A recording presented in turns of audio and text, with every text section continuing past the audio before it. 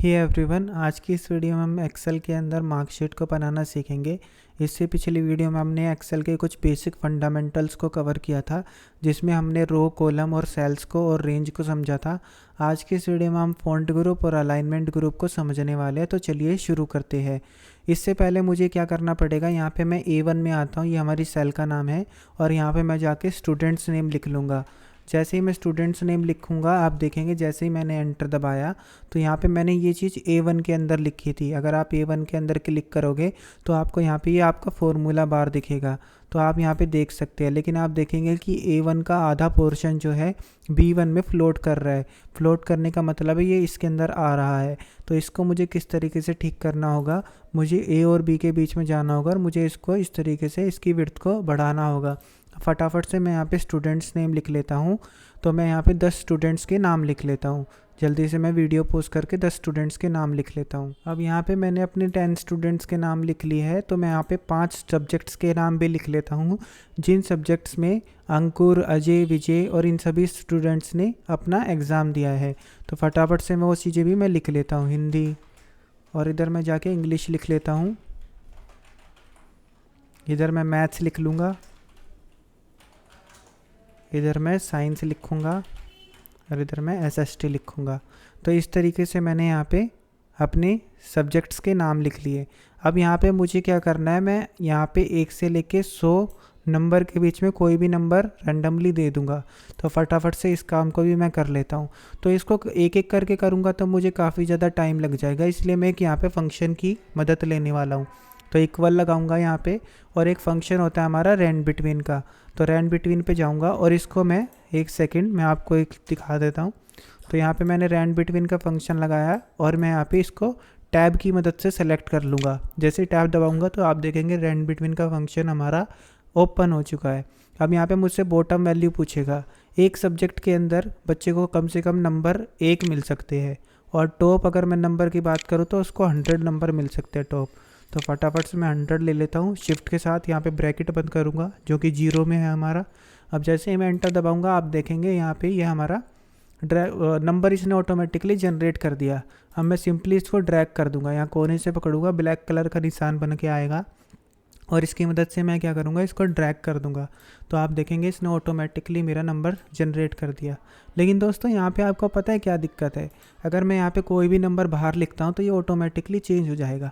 इसलिए मुझे क्या करना है, इसकी वजह से क्या होगा, बच्चा कभी पास हो रहा है कभी फेल हो रहा है, तो ये चीज़ मुझे नहीं चाहिए। तो इसलिए मैं इसको क्या करूँगा, Ctrl+C से कॉपी करूँगा और यहाँ पे जाके Ctrl+Alt और V दबाऊँगा, जिससे हमारा ये डायलॉग बॉक्स खुल जाएगा जो कि होता है पेस्ट स्पेशल।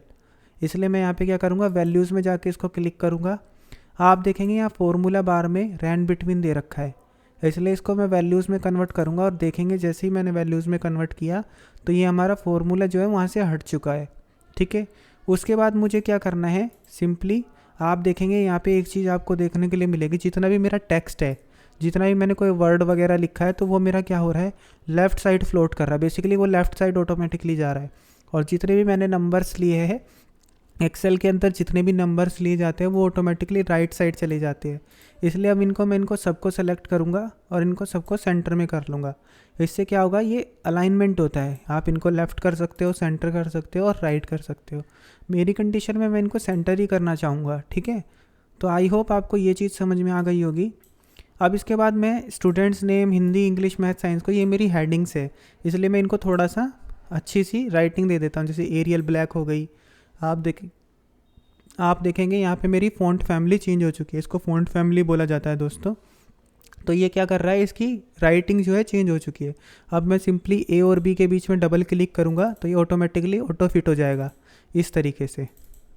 तो मैं इसको ऑटोमेटिकली फ़िट कर लेता हूँ, जिससे मेरा अच्छा लगेगा डेटा देखने में। अब मैं क्या करूँगा, मैं यहाँ पे कलर कर देता हूँ, ऊपर जो है इसका फ़ॉन्ट कलर मैं चेंज कर सकता हूँ इस तरीके से। तो मैंने इसको रेड कर दिया, इसको येलो में फिल कर देता हूँ। ठीक है, और उसके अलावा यहाँ पे मैं जो है इसका कलर भी चेंज कर दूँगा, जो कि हम थोड़ा सा लाइट ले लेते हैं, ये वाला। अब आप देखेंगे जैसे ही मैंने कलर वगैरह लिया, इसकी लाइन वगैरह वो हट चुकी है। जैसे बेसिकली इसको क्या बोला जाता है, हम इसको ग्रिड लाइंस बोलते हैं। अगर व्यू में आप जाओगे तो आप यहाँ देखोगे ग्रिड लाइन सही है। ये बेसिकली ये क्या होता है, ये आपकी हेल्प करने के लिए होती है। अगर आप इसको प्रिंट करोगे ना दोस्तों कंट्रोल पी की मदद से, फॉर एग्जांपल मैं यहाँ पे आपको इसको प्रिंट करके दिखाता हूँ, कंट्रोल और पी जैसे दबाऊंगा, आप देखेंगे ये आपके प्रिंट एरिया में लाइनें नहीं आती, राइट।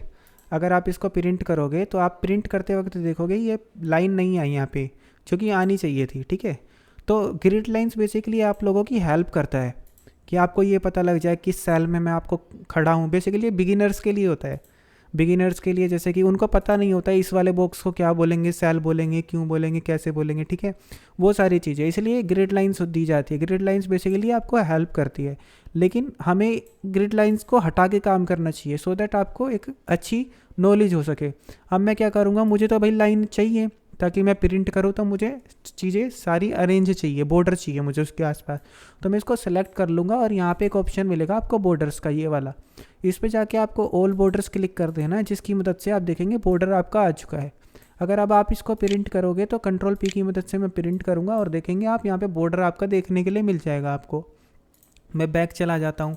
अभी मैं इसको थिक बॉर्डर भी कर सकता हूँ, जैसे हेडिंग्स को मैं अलग दिखाना चाहता हूँ तो मैं यहाँ पे थिक बॉर्डर दे सकता हूँ। थिक आउटसाइड बॉर्डर से क्या होगा, ये बॉर्डर जो है थोड़ा मोटा हो जाएगा बाहर वाला। अब मैं बाहर के जितने भी बॉर्डर है उसको मोटा कर देता हूँ, देखिए आपको कितना अच्छा लग रहा है ये, ठीक है। बोल्ड इटैलिक आपको मैं बताता हूँ, जैसे मैं इसको बोल्ड करना चाहता हूँ नाम को स्टूडेंट्स के, इटैलिक करना चाहता हूँ, साथ साथ मैं अंडरलाइन करना चाहता हूँ। देखेंगे आप स्टूडेंट्स के जो नाम है वो बोल्ड इटैलिक अंडरलाइन हो चुकी है। तो बिल्कुल बेसिक चीज़ है दोस्तों, अगर फिर भी आपको ये चीज़ नहीं पता हो तो मुझे आप बता दीजिएगा, कमेंट में आप मेंशन कर सकते हैं इस चीज़ का, ठीक है। आप इसकी साइज़ भी बढ़ा सकते हैं, जैसे कि इसका साइज़ आप बढ़ा सकते हैं इस तरीके से, इसके साइड में भी ये दे रखा है साइज़ बढ़ाने का। इसको हम इंक्रीज़ फ़ॉन्ट और डिक्रीज़ फ़ॉन्ट बोलते हैं, इसको बेसिकली फ़ॉन्ट साइज़ बोला जाता है, ठीक है। आई होप आपका फ़ॉन्ट ग्रुप पूरा का पूरा क्लियर हो गया होगा, मैंने ये पूरी की पूरी चीज़ क्लियर करा दी है अब आपको। उसके अलावा ओरिएंटेशन है, ठीक है। फॉर एग्जांपल मैं इसके एक पे क्लिक करता हूँ, एक के क्लिक करने के बाद मैं ऊपर इंसर्ट कर देता हूँ। इंसर्ट करूँगा तो देखिए आप ऊपर एक मेरी रो आ चुकी है एम्प्टी। मैं इसको सेलेक्ट करके एक बार मर्ज कर देता हूँ। मर्ज से क्या होगा, देखिए एक सेल, दो सेल, ठीक है। मैं इन सभी सेल को मिला के एक पूरी कंप्लीट सेल बनाना चाहता हूँ, इसलिए मैं यहाँ पे मर्ज कर सकता हूँ। मर्ज जैसे ही करूँगा आप देखेंगे पूरी एक सेल हो गई कंप्लीट, देखिए पूरा एक डब्बा बन चुका है। अब मैं इसमें लिख सकता हूँ मार्कशीट, बच्चे की मैंने मार्कशीट बनाई है, ठीक है। अब आप देखेंगे ये मार्कशीट जो है ये नीचे आ रखी है, अगर आप इसको बीच में लाना चाहोगे तो ये ऐसे आ जाएगी। तो इसको मिडल अलाइनमेंट बोलते हैं, इसको टॉप अलाइनमेंट बोलते हैं, ठीक है। ये टॉप अलाइनमेंट हो गया। टॉप अलाइनमेंट में भी 3 अलाइनमेंट होते हैं, जैसे टॉप लेफ्ट, टॉप सेंटर और टॉप राइट, ठीक है। ऐसे ही मिडल में मिडल राइट हो गया और मिडल सेंटर हो गया और मिडल लेफ्ट हो गया। इसी तरीके से बॉटम में लेफ्ट हो गया, बॉटम में सेंटर और बॉटम में राइट हो गया। तो टोटल हमारी 9 डायरेक्शन होती है, 9 टोटल 9 डायरेक्शन होती है। मैं इसका साइज़ बढ़ा के इसको बोल्ड कर देता हूँ और इसमें मैं थोड़ा सा कलर दे देता हूँ येलो, ठीक है। और इसको बॉर्डर दे देता हूँ थिक बॉर्डर। तो ये देखिए कितना अच्छा लग रहा है। अब यहाँ पे मैं इसकी डायरेक्शन वगैरह भी सेट कर सकता हूँ। मान के चलिए मुझे ये है इस तरीके से लिखना है, ठीक है। ये थोड़ा टेढ़ा लिखना है मुझे, इसको थोड़ा टेढ़ा सा लिख देता हूँ मैं, है ना। तो ये तो पूरा का पूरा वो खुल गया, मैं इसको ऐसे कर देता हूँ, ठीक है।